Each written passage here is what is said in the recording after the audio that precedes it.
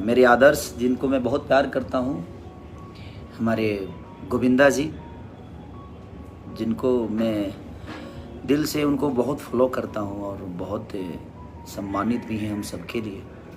और हमारे भोजपुरी के सारे वो आर्टिस्ट आ रहे हैं जिनको आप इतना प्यार से बड़ा किए हैं। जितने भी हमारे कलकत्ता में रहने वाले हमारे चाहने वाले प्यारे भाई, हमारे पिता तुल्य, हमारे भाभियाँ, हमारी बहनें जो भी हैं, आप लोग नेताजी इंडोर स्टेडियम आइए, आपका स्वागत है। और दिल से प्रणाम कि अब सारे स्टारों का, हमारे भोजपुरी से लेकर हिंदी तक के बहुत सारे लोग आ रहे हैं आप सबके आशीर्वाद लेने के लिए।